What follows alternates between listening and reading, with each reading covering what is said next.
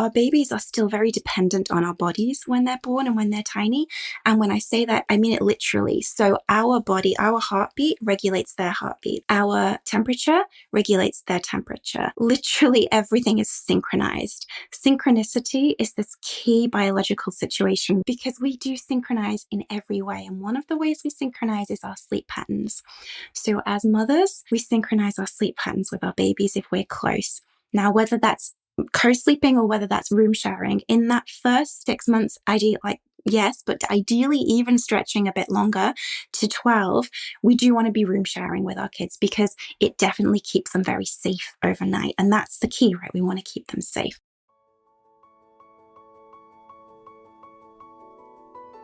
Getting pregnant and giving birth are two of the most exciting things you can ever hope to experience in this life. The moment you think you could be pregnant, you're frantically searching for all the best information, which is why you're here today. I'm Stephanie King, and with my many years of experience as a professional childbirth educator, doula, and lover of all things pregnancy, birth, and postpartum, I'm here to make preparing for your birth enjoyable, empowering, and totally easy. Each week, I'll cover different topics, interview professionals, and get into the nitty-gritty birth stories from mamas just like you. And when you're ready for more, you can join me in the My Essential Birth course at myessentialbirth.com, where I take you step by step through exactly how to prepare your mind, body, spirit, and partner for a birth you love. So let's get started.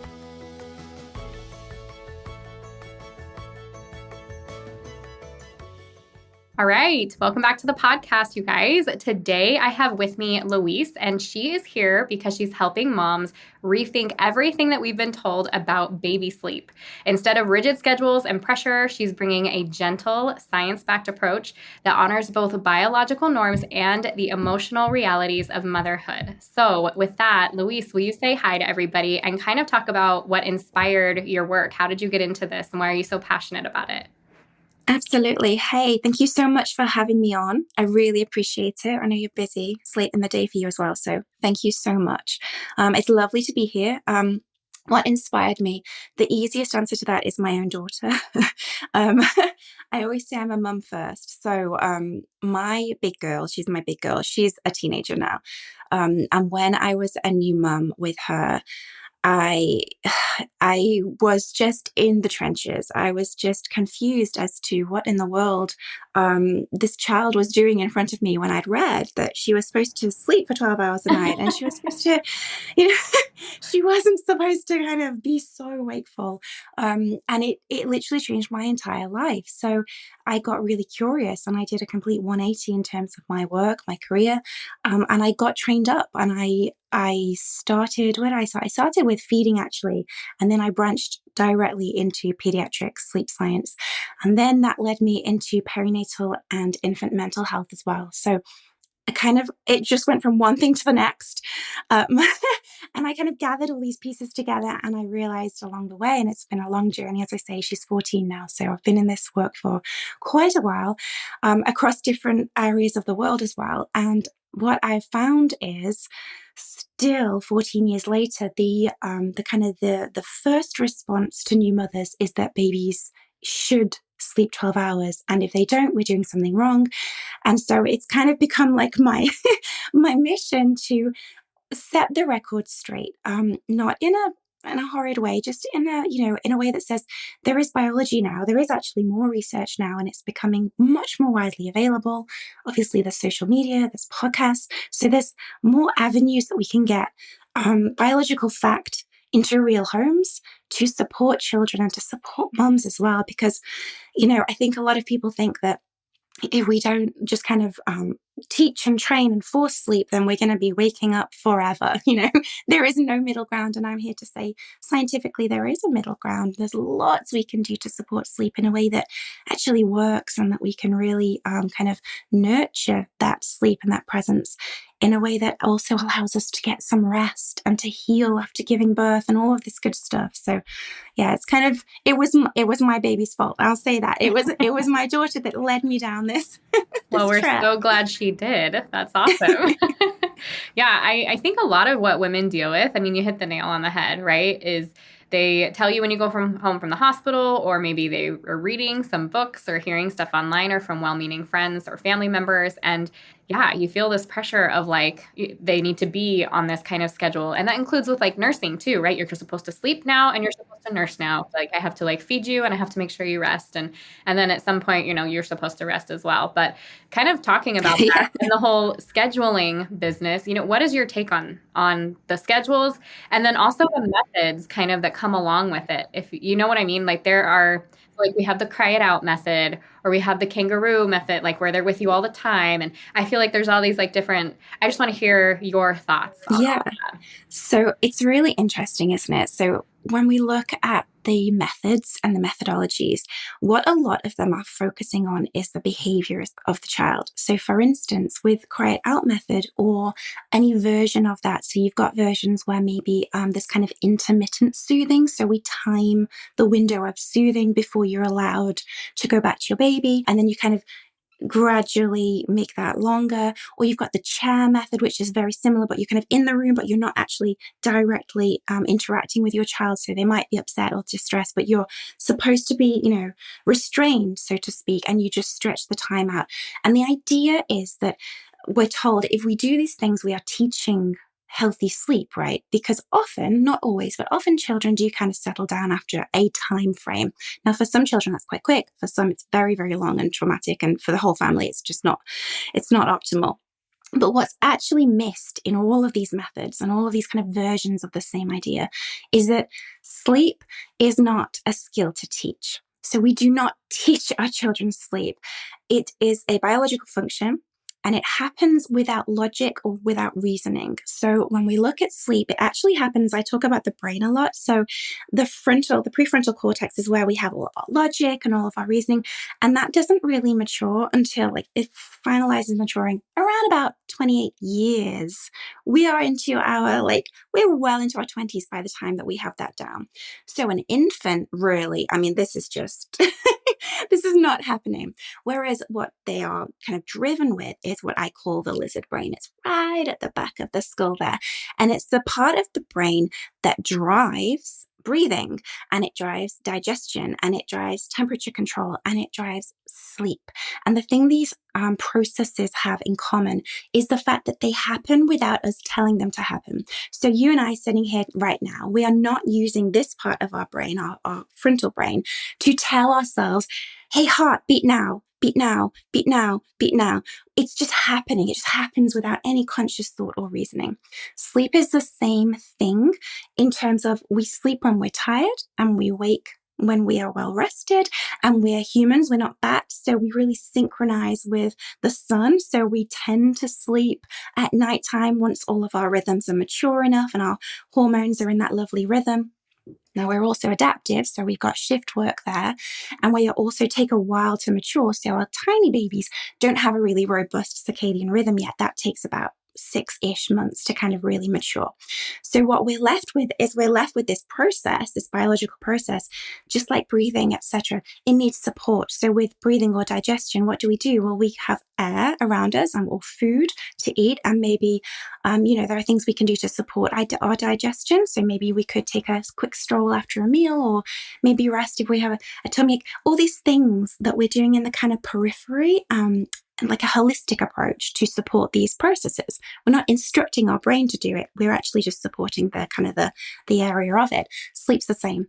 So we're going to sleep when we're tired. It's really hard to stay awake when we're exhausted, and we're going to wake up when we've had enough sleep. That's why we wake each morning, and we don't just sleep all the way through the day. So children, my approach is to say, okay, well, let's dig deep. Let's look at all the pieces of the sleep puzzle. I talk about this in terms of a puzzle, and there's lots of pieces.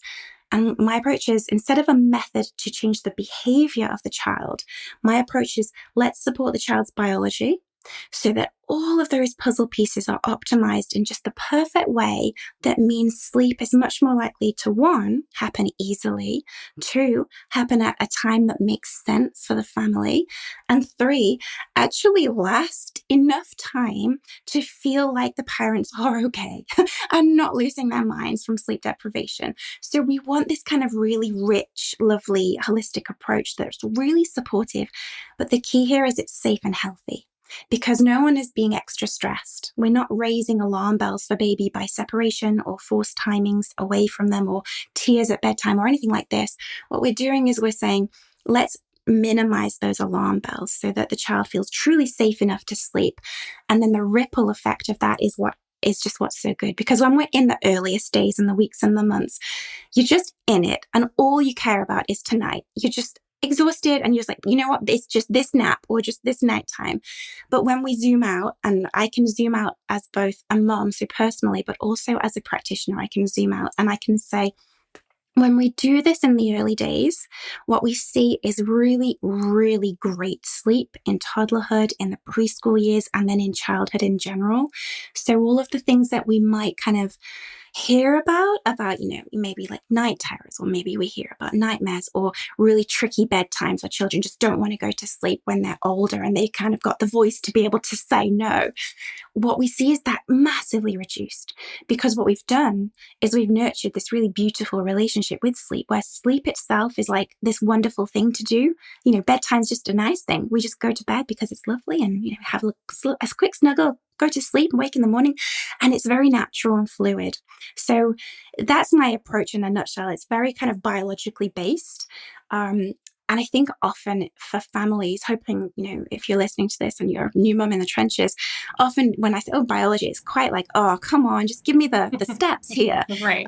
But when we understand the why, it's so much easier to actually support it, because instead of just applying kind of generic steps, we get to the root of it and we say, okay, this is why, and then this is what we do next. So hopefully that explains it. Yeah. I mean, it makes me curious as to how you do that. So I feel like that's kind of my next question. Let's dive a little deeper. I was one of the, like with my first baby, the whole cry it out thing, that was really popular. And so I remember people telling me like, just let them cry. Like they will eventually fall asleep and whatever. And I remember my first son, man, he wouldn't eventually fall asleep. And I have a picture of him. It was the last time I did it too. And it's not like I had done it many times prior to that, but he was so upset. And I mean, tiny little guy. He was sitting up, but just barely old enough to sit up. And he had his head leaned against the crib and he was just like, he was asleep, but he was awake crying. And I took a picture and I was like, this is the saddest thing in the world. And I'm never doing this to my son again. It didn't work for me. I'm like, no. But then when my children were older and they wouldn't sleep or they would wake up a lot at night. And I mean like 12 months to like 18 months, somewhere in there, they'd be like 13, 14, 15 months, something like that. I remember going to my pediatrician and he's like, oh, and you just talked about this method. He's like, yes, when they cry, because I could not, like, it seemed like no matter what I did, if I went in and I nursed and I put them back down, they were just like up all night. And I'm like, I just need sleep. So he said, well, go in and lay them down. Don't interact with them a lot. Tell them you love them, give them a kiss, put the blanket on, whatever you're going to do, and walk out. And then wait 5 minutes. This is what you were talking about. And then I come back in and then I walk, after 5 minutes, and I give him a kiss and I walk back out and I wait 10 minutes. And the first 2 nights were rough, but then he slept and it worked. So I was like, oh, well, that's the trick. But then you mentioned this whole, like, I'm so curious then, because I mean, this is the great part about new information and learning new things, right? Like that seemed like such a great idea and it did work in that situation. But I want to hear about the biological side of things. Like, and you mentioned circadian rhythm too, which I thought was interesting. Is part of the reason that they're not staying asleep, or do you maybe want to talk about that a little bit? Do we need to make sure that they are getting up with the light, getting out in the morning sun? Is that really something we need to focus on, or will that kind of happen naturally? And then same thing about at night. Does it have anything to do with lights being on or TV or like blue light and stuff? I'm so curious. So that's all the stuff going You hit the nail on the head. Right? Okay. so help me out there. Help me understand the biology, and then let's talk about some of the stuff. So one of the puzzle pieces, and there's a lot of puzzle pieces, one of the puzzle pieces is the environment, right? So the environment that we're in. This puzzle piece connects very closely with temperament, so temperament of the child, and that includes things like how sensitive are they. It includes things like their sensory needs, so the input that they are expecting and needing from the world. How high or low is it? Because some children are sensory seeking. They need noise and they need movement and they need so much kind of stimulus, and others do not. And they will, they're the ones that will cry when there's like a hand dryer in a public Yes. restroom. It's that Right. kind of thing. So Right. you kind of know your child and you're like, hold on, I think I have a sensitive one, or yeah, I have one that just runs everywhere. So you've got this kind of this profile, this sensory profile, this temperamental profile, and it applies to sleep as well. So when I talk about the environment, this is why there is not a complete blanket approach that every child's going to work with, because we are all nuanced as humans. And it's the same as you and I. Maybe you sleep better under the stars, whereas maybe I would sleep better in a completely sealed room, with Right. no light at all. Yeah. So this is, we have to just bear that in mind, but environment is a really key piece of the puzzle. So our bodies, this is a little confusing, but I'll try to explain it. We're entrained. It's very different to trained. So entrained is a biological situation where what happens is our environment, particularly in those early years, it entrains us on a cellular level to expect certain things from the outside world. So our rhythms as humans and our hormone profiles are key here. So when a baby is born, they do not have a developed circadian rhythm. If that baby is breastfed, they are basically borrowing mums through each feed, because inside mum's breast milk, there are all kinds of hormones and all kinds of compounds, as we know. But one of the hormones is basically relating to, is it night or is it day? And this is why, as practitioners, we recommend if you pump, it's a really good idea to mark the time that you pump that milk and then to deliver it at that same time.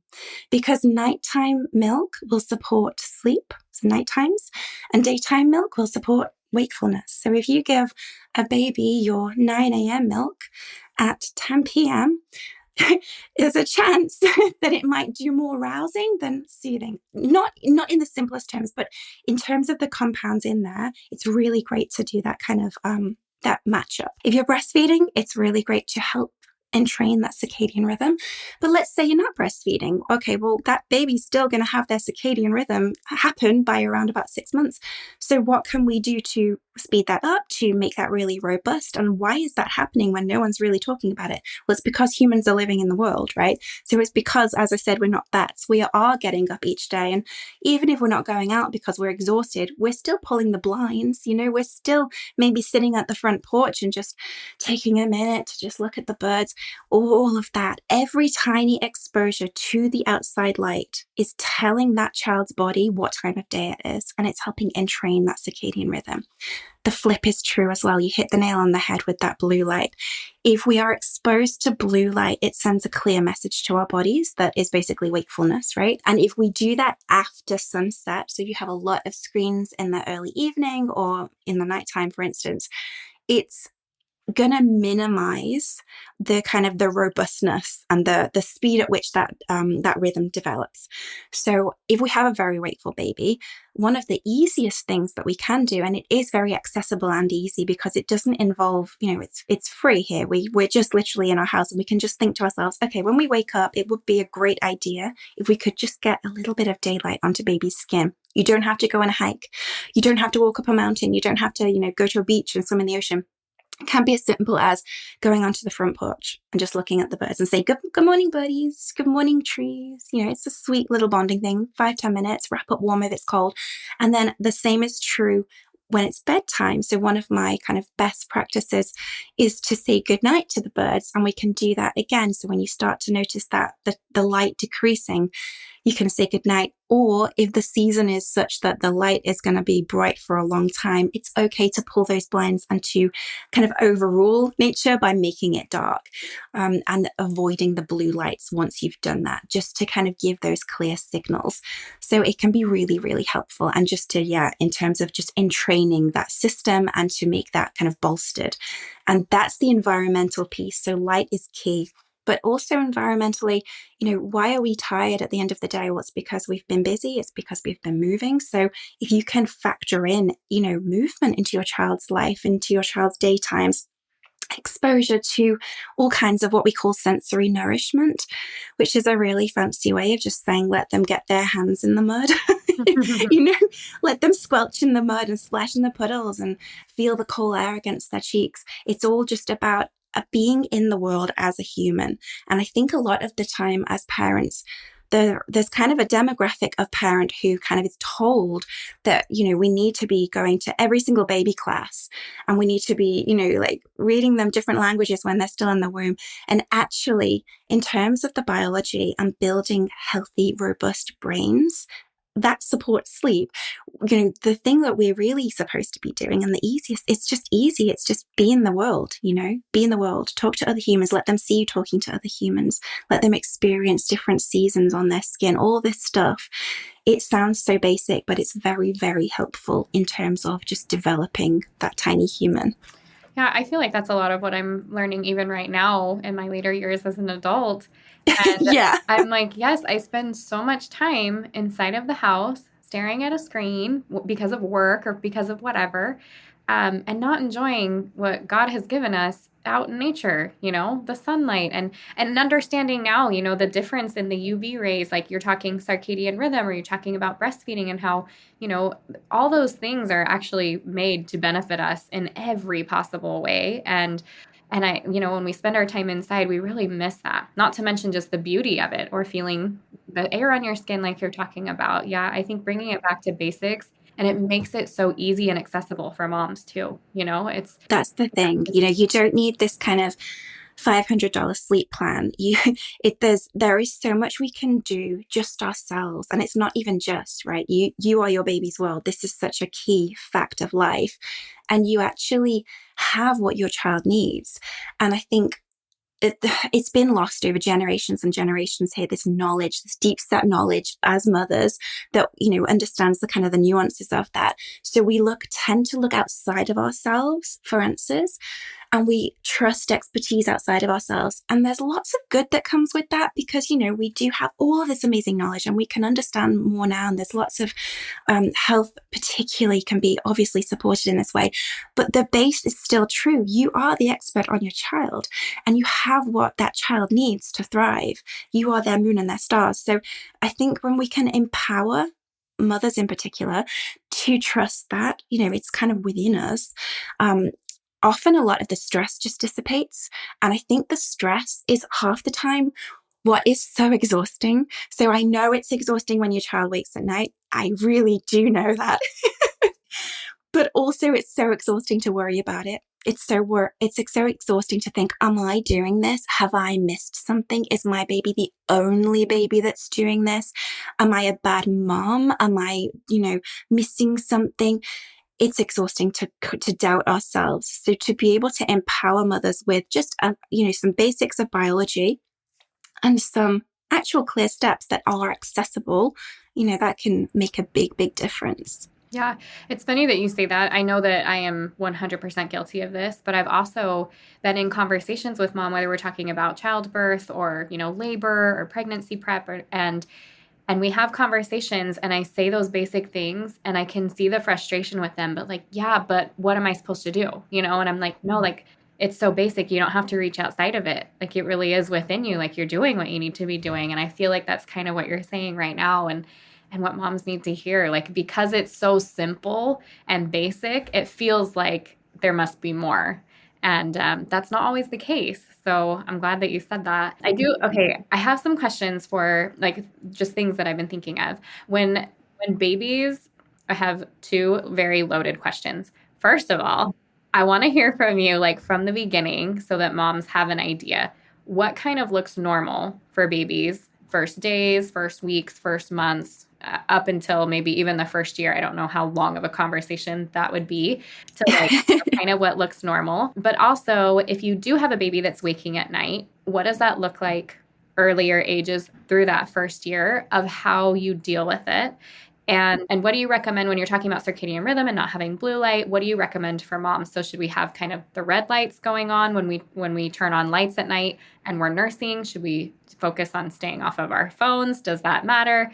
I'm just kind of curious what you have moms do in the evenings when babies are waking, and whether that's like because they're nursing or they just keep waking. How do I help them sleep, or what do you recommend for that? Sure. So in terms of normal, obviously, this is a big spectrum. Babies are all unique. Everybody's different. I would say There are some babies who do sleep long stretches. I call these unicorn babies because they're just so rare. Yes, that's so true. That's not the norm. That's really outside the norm. And if you have yourself a unicorn baby, this is amazing for you. Right. How wonderful. But most people are going to have babies that wake up. And the reasons babies wake up is because they have tiny tummies. They're genuinely hungry, right? They cannot sustain themselves without calorie input on a regular basis. And they also are still gestating outside of the womb. So we call this exterogestation. So as humans, we are birthed early. We're just birthed early. We have really big brains, so we have really big skulls, and it's really hard to birth a 9-month-old, right? So we birth our babies early compared to other mammals, for instance. And so what this means is we're not done gestating. We're still genuinely needing so much development once we're born. This is why we as mothers, we hold them close and we have that instinct to keep them close. That's not us being extra. That's us being in tune with nature. So our babies are still very dependent on our bodies when they're born and when they're tiny. And when I say that, I mean it literally. So our body, our heartbeat regulates their heartbeat. Our temperature regulates their temperature. Literally everything is synchronized. Synchronicity is this key biological situation where I dive into this a lot. Like if anyone's listening to this and they've heard me before, they're probably like, oh, here she goes. The synchronicity is like just such a key piece here because we do synchronize in every way. And one of the ways we synchronize is our sleep patterns. So as mothers, we synchronize our sleep patterns with our babies if we're close. Now, whether that's co-sleeping or whether that's room sharing, in that first 6 months, yes, but ideally even stretching a bit longer to 12, we do want to be room sharing with our kids because it definitely keeps them very safe overnight. And that's the key, right? We want to keep them safe. So you're in the same environment, you're in the same room. So your breath, your breathing patterns, your sleep cycles, synchronize. What's it doing? It's entraining them. That's not training, it's entraining. So it's, again, Oh, I that love that. Yeah. biological level. Yeah. So that even in itself is doing wonderful, miraculous things, and it's helping to stretch out those lovely windows of sleep, shall we say.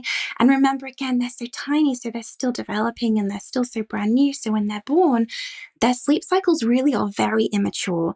So a newborn baby's sleep cycles, they pretty much have 2 phases within each sleep cycle. And the sleep cycle can be up to 50 minutes. That doesn't mean it's going to be 50 minutes. It literally could be 20 minutes or 30 minutes. And a lot of mums will panic and they'll say, oh my goodness, my child is kind of rousing every half hour. What's happening in those early days? And actually, truly, this is still normal to rouse in between sleep cycles. The key is there is a difference between rousing and waking. So as humans, we all rouse in between our sleep cycles. Our sleep cycles as adults, around about maybe 120 minutes long. So we rouse fewer times overnight, but we still rouse. And what we're doing is we're checking. We're checking externally and internally. Are we safe?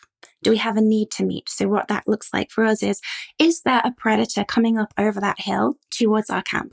And it also looks like, am I hungry? Am I in pain? Am I comfortable? So we're checking all around.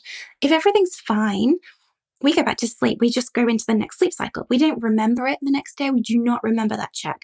The only time we might remember it is, let's say we checked internally, we're thirsty. So we go to the kitchen and we get ourselves a glass of water.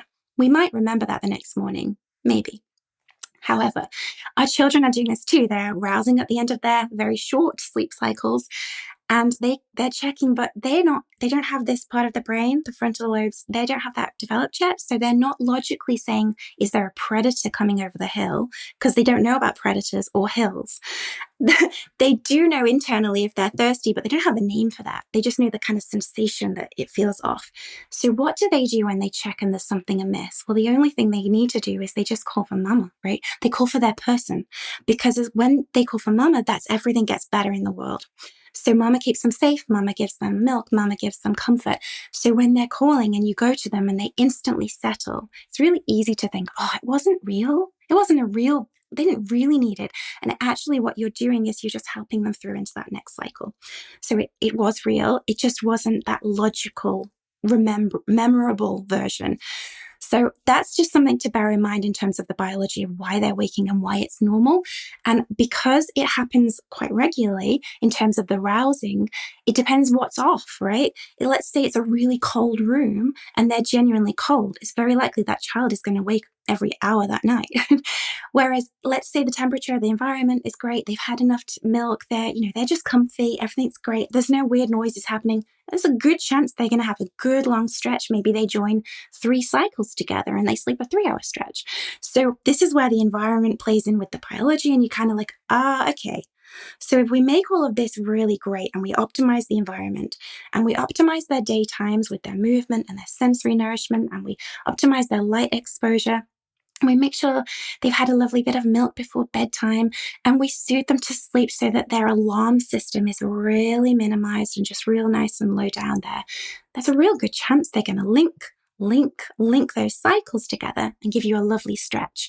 So in terms of that first 6-ish months, for instance, I would say it's really, really normal, healthy for a child to wake every few hours for some milk and go straight back to sleep.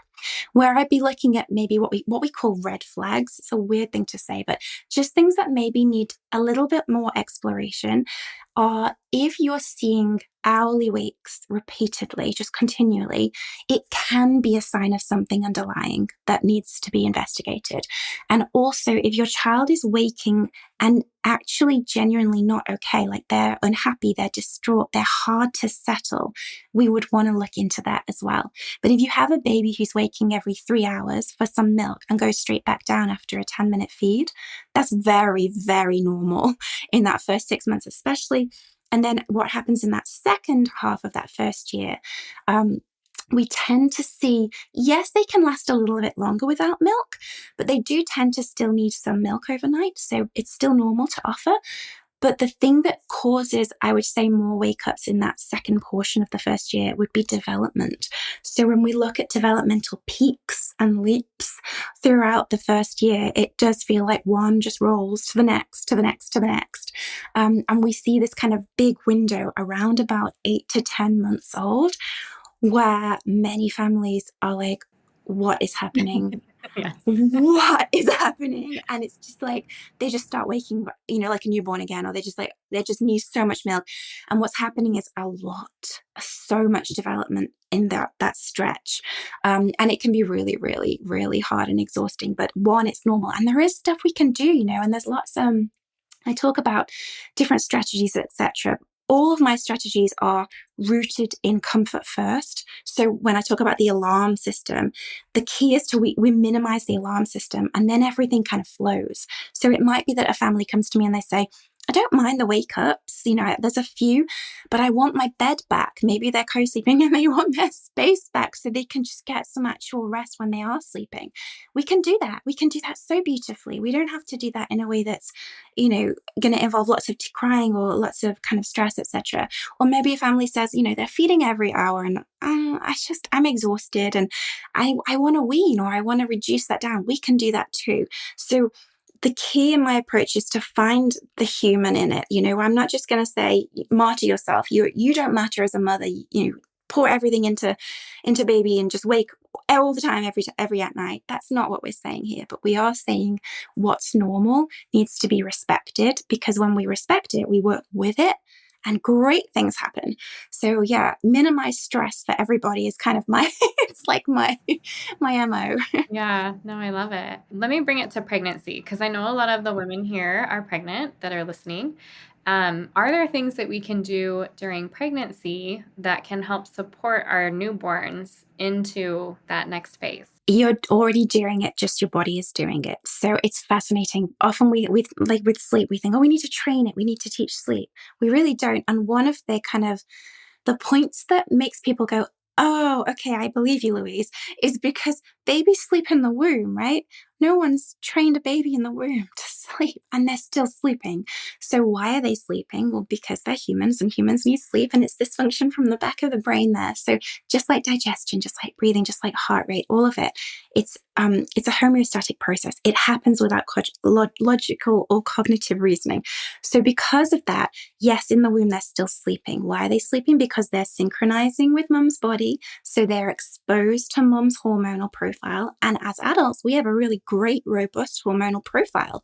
Our circadian rhythms are top tier, unless we're shift workers where we have adapted. Most people are going to be having a really great, robust circadian rhythm, and that will go through to baby. And the other thing, we move in the daytime, we are active. There is a chance, light will kind of infiltrate a little.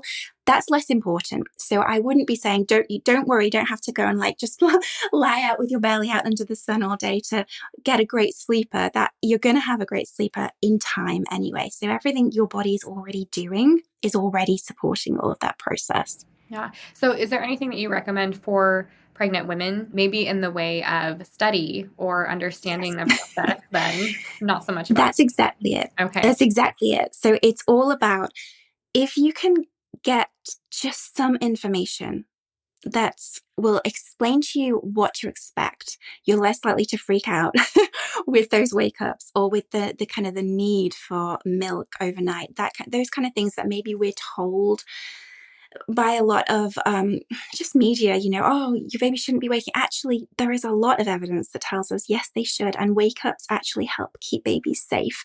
So when we look at risk factors, so things like SIDS play on new mums' minds just endlessly for obvious reasons. One of the key things we can do to reduce the risk of SIDS is to be close with our children overnight. That's why we say to room share.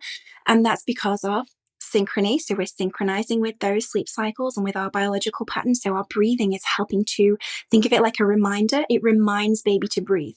It reminds baby to rouse in between those cycles. And the rousing helps to keep SIDS away. So all of these things, when we understand the why, the reason, we're less likely to freak out and to worry and to blame ourselves, for instance, for something that's actually very normal and very helpful. And then, in terms of kind of education and methodologies, etc., just having a bit of if you like a plan, have a plan. So just trust yourself in those early weeks, go with the flow. The plan can literally be, I'm going to go with the flow. I'm going to learn this human's needs. I'm going to learn this human's cues. I'm just going to take my time just to be watching this baby sleep, or watching this baby as they're in my arms. And what we do when we do that is we kind of get to know the teeny little nuances. And as a mum, you know this already. You know when your baby is hungry, and you know when your baby is grouchy. You can kind of figure it out. It's like a sixth sense. And that is because of that synchrony, and it's because of the cues that they give us and that when we respond to. So the more that we bolster that and we learn and we dive into that and we learn that, the better. So if you're pregnant right now and you're like, okay, what can I do? What can I do to optimize sleep and to get that healthy development and to keep baby safe overnight? It's all about be really open-minded when they're born. Just learn that human. Just absorb them. What's their cueing? What's their little needs? Why do they settle so easily in that way? Just get to know them. And the other thing is to get really well educated in what's normal. So, it is normal for a child to need milk overnight.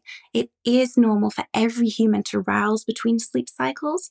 And it's very normal for babies to fully wake to seek what they need from their parent. So if you get that kind of locked in, those first few months should be a lot less stressful, because you're less likely to be chasing the kind of elusive 12-hour stretch when it's kind of not ready yet, That's for future you. Right now, we're in a fragmented zone, but the fragmentation of sleep does not have to be catastrophic. It doesn't have to feel so absolutely exhausting, because there's so much we can do to, one, lengthen them, and two, make it more manageable. So even simple things like room sharing, you don't have to trek across the hallway. It's just make things more accessible. Yeah. Well, and room sharing is so beautiful too for so many things. Yeah. I always love having my babies close. My husband was 6 months, they need to get out of the bed, But I think about it now and I'm like, oh shoot, I probably shouldn't have taken him to the other room, because it's so, I don't know. I'm I don't like to sleep in a room by myself. I love when my husband's in the bed. Yeah. This is the thing, isn't it? When you're an adult, it's kind of expected you have someone with you, and then we're like, oh, they should be on their room You're by fine. now. But yeah. No. Don't take care of the scary monsters by yourself. You've been with me and in my room and with me at all times for your entire life. But now, good luck. So sad. Yeah, exactly. Yeah. I like in this work as well. I work with so many families, and it's such a privilege because I get to see glimpses into different realities. So you've got the families who are like your husband, where they're like, "Oh, we just need our space back. We just need our space back," and then you have the families who are like, "I am never having my child leave my bed. I'm just gonna like co-sleep forever." So you've got so many different extremes, and there's so much in the middle as well. And what I would say is there is your way is a beautiful way. Like find what works for your own family. That's okay. You don't have to match everybody else. So there's some people that play kind of musical beds where, you have the child in their room, of course, but there's like an open invite. If you're worried, little one, you can always come back and see mom and dad and tell us and get some support. Or, there's the option of floor beds versus cribs. There's so much kind of flexibility that we can help families with. I talk about that in my book, actually, in terms of just the nuances, because I think a lot of kind of the messaging around baby sleep is there's just one way to do it. So I was very, very careful when I was writing to kind of highlight and illustrate and support lots of ways. Crib sleep, yes. Floor bed sleep, yes. Co-sleeping, yes. Safe co-sleeping. Everything safe, everything in terms of health. But yes, there's so much nuance that you can choose and you can make it work for you as a unique family. Yeah, I like that. You talk a lot about mental health too in regards to Yeah. all of this. Will you touch on that for us too? So mental health, it's a big one, isn't it? So when we look at infant mental health, we have to also look at maternal mental health. And when we look at maternal mental health, we have to also look at infant mental health because they are completely tied up together. Mum and baby really are a unit. So when we look at, for instance, sleep, often we hear this message that you need to get your baby sleeping 12 hours because if you don't, your mental health will suffer as a mom and that's going to be bad for your baby. That's what we're told, right? So it's like the guilt, kind of the shame, the guilt, like, oh. So firstly, I want to just wipe that away and clear the slate. That's not the case. Because often what I find, and I would say most of the clients that I work with have sleep trained. I would just say that like most people, most families in Europe, particularly in the Western world, have sleep trained. So why are they coming to me? Because one, maybe it didn't work. Maybe it didn't feel too good. Maybe it worked for a while and then it stopped working. Maybe they read something somewhere and they were like, you know what, I would like a different approach, feel that out. Or maybe they felt very stressed. And that last one, the stress, is something that's really important in terms of when we look at the mental health side of the puzzle. Because often we're told we need sleep to have good mental health. But what we actually need as mothers is to trust that our baby is thriving. And when we know our baby is thriving and safe and healthy and developing great, we have more of a window of tolerance for things like broken nights. Whereas if we are worried about our baby feeling stressed, we're thinking our baby is having high alarm or high stress, we're actually less likely to have good mental health, even if we got a lot of sleep that night. And let's face it, most of us probably wouldn't because we'd be lying there worrying. So it's not as simple as get some sleep and you'll feel great. It's actually, okay, let's look at the whole puzzle again. Let's look at the whole picture. Let's actually unpick it and say, what actually do we need as mums? Yes, we need rest, of course. Yes, we need sleep, of course. We also really do need to know and trust that our baby is thriving and so safe and okay. And so a lot of sleep training methods will have that kind of alarm system raised in baby and in mum because it is really hard to do some of these methods and that doesn't feel nice. And so we kind of will be like, okay, we're going to not do that, but now what? And what does this mean? So for baby as well, in terms of their mental health, they're human and they have a brain, they have mental health. We do need to be aware of that. I think it almost feels like a new concept, infant mental health, but it's so real. And when we look at it, we're not just looking at right now in this moment, but we're very much looking at long term. So the idea here is that think of it like we as parents are laying the foundations for our child's future mental health. Simply with every time we smile at them, every time we give them a cuddle, every time we hold them on our hip and we show them the groceries at the grocery store, like whatever we're doing that's positive, interactive, connecting, all that good stuff, is literally building a brain that's equipped for the world, that's equipped for relationship, as in towards relationship, that's equipped to be able to bring that child down from a state of alarm into that state of regulation when they're 30, 40, 50 years old. So what we see when we walk around the world, we often see lots of adults kind of walking around in all grown up bodies, but maybe maybe they don't have such regulation in their brain, right? We want this to change. We want the future generations to actually be able to regulate, to be able to soothe themselves, to be able to position themselves in a way that is safe for themselves, for the world, etc. And this starts in infancy. And there is the first 3 years, we call it a sensitive period, a sensitive window of brain development. And what's happening in that window of time is the connections, the synapses between the neurons or the brain cells, they are firing on like supersonic speed. And how are they firing? How is it wiring? Well, it's what that child is living through that it is making those connections. So the more nurtured that baby is, the more their brain is wired towards nurture, not just for themselves, but for their future children and their friends and the world. So it's really a ripple effect. And in terms of mental health, it's the key, because when we look at a high nurture brain, it's robust. It can deal with challenge. It can come back down to regulation when it does come into alarm. And we are all human, our brains are going to go into alarm sometimes. That's a human thing. The key is we want to come right back down again so that we're safe in that kind of that lovely middle ground. So the more we nurture children, and we know this is a biological fact, the more that brain is wired towards nurture. And that is the single biggest influence in terms of infant mental health you could ever have. So often, I think particularly in those early weeks and months, we might be sitting on the sofa and we might be holding our napping baby in our arms and looking at all of the things to do around the house and worrying about, maybe work's building up or whatever it is. And I would just say kind of in the bigger picture, it might look in that moment you're doing nothing, you're doing everything.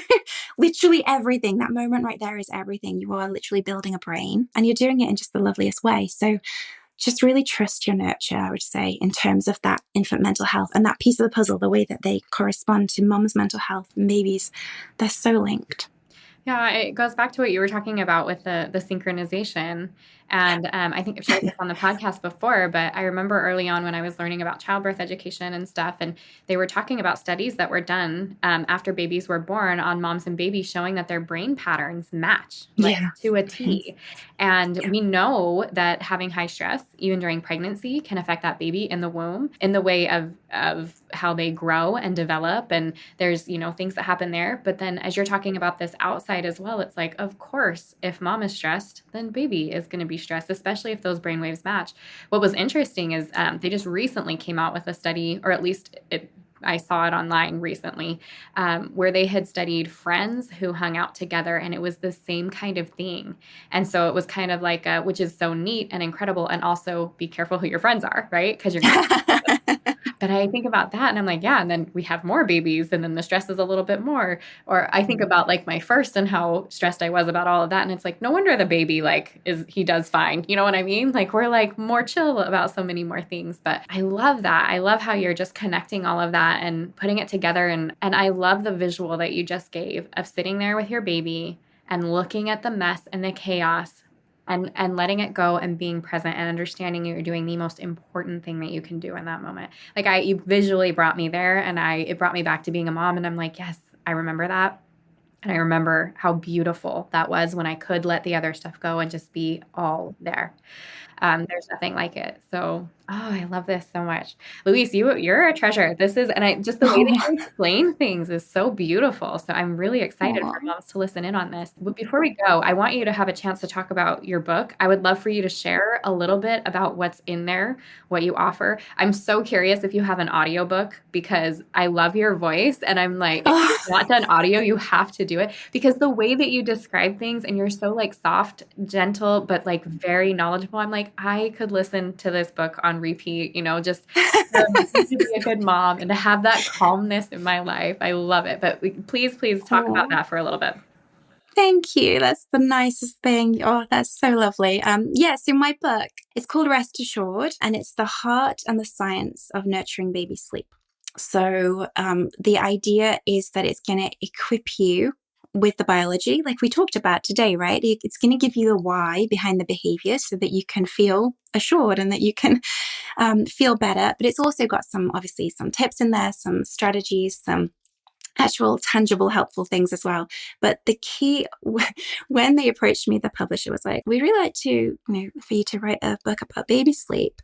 I was like, yeah, sure, that sounds great. Because I did, had it in my mind, I would love to do this. And I think they probably weren't really requesting the book I finally wrote, because I think in their head they were like, right, we want just like fact, strategy, fact. And I was like, no one wants to read this. This is not fun or interesting, or like, I wouldn't even want to read this. And I'm a sleep nerd. So I wanted to write a book that felt kind of beautiful and kind of poetic and kind of like your best friend just chatting with you, and just like the voice I think most of us need in those early days, just someone that says, hey, you're doing a really beautiful job. And yes, it's hard, but like you're doing phenomenally, and it's going to get easier, and it feels hard because it is hard, and all these things. So that's what I wrote. I wrote kind of a more a more artsy, poetic one, but yes, there's still lots of biology in there, and it's out soon. And I just really, really hope that people will value it and find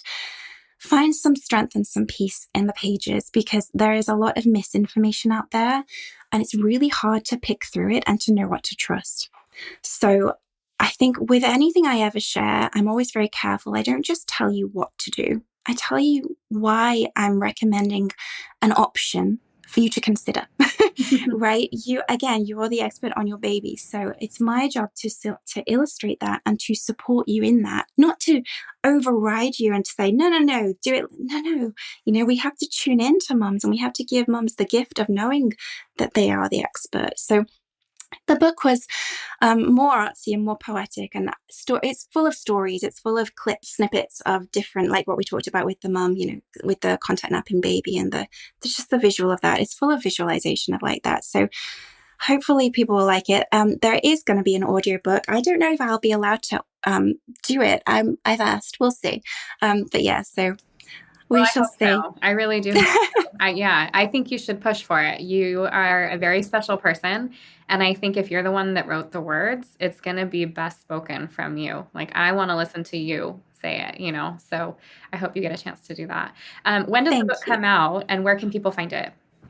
It's out in November. I believe it's the 22nd of November, but it does change depending on which country you're in. I think it's the 22nd in the US, and they can find it wherever. So it's on Amazon already. It's available for pre-order. It's in Barnes & Noble. It's in wherever you buy your books. And I will just say, if you do order it before November, the pre-order, you also get a whole month of support. I have like a little support tier where there's workshops and support sessions and things, and you can come in for free for a month if you want to do that. So a little bit of a bonus. Okay. For everyone listening, I'll make sure and send that out in the email this week, and I'll put it in the show notes.